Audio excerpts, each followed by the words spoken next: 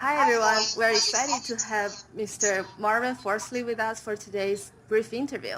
Marwan is an extraordinary innovative leader in the digital payment field, and now he's the CEO at Veem, which is a next generation platform for B2B payment. And good afternoon, Mr. Forzley. My name is Stacy, a finance student at Johns Hopkins University. Could you tell us more about your personal entrepreneur experience in the digital payment field and cryptocurrencies? That's great. So nice meeting you. And I started Veem about 4 years ago, back in 2014.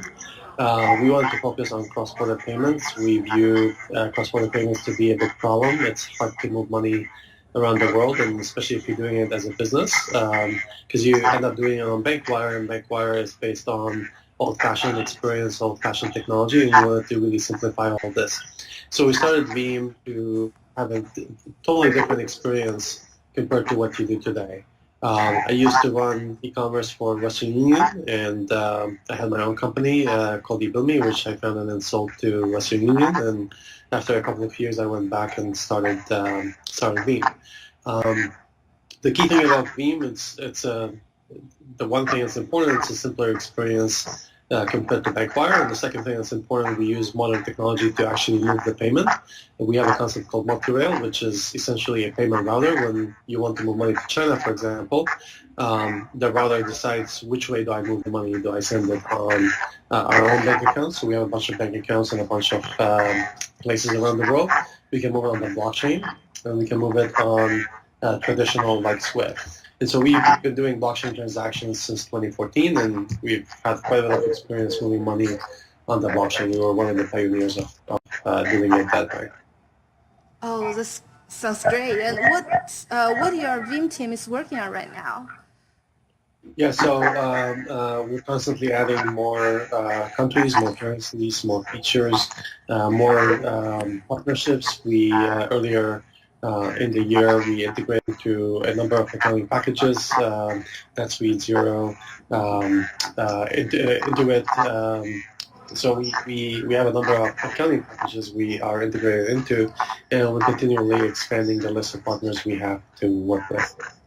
Yeah, yeah. And another question, could you give us some more recommendations to young business students in Johns Hopkins like me on how to get involved in the wave of blockchain technology since we're not trained for coding in business school?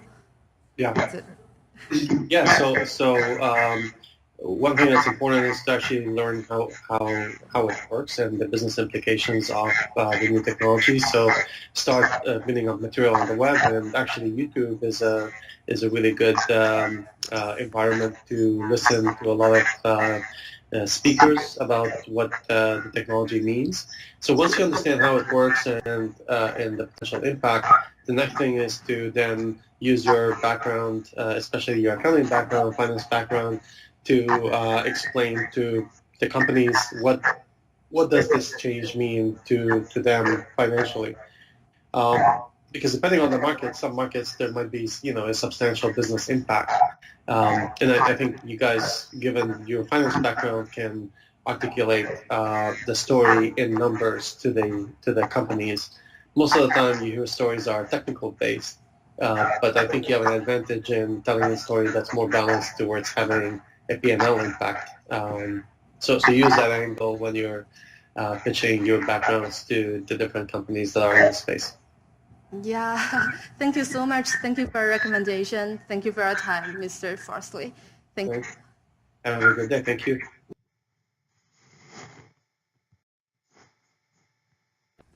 Hi everyone, we're excited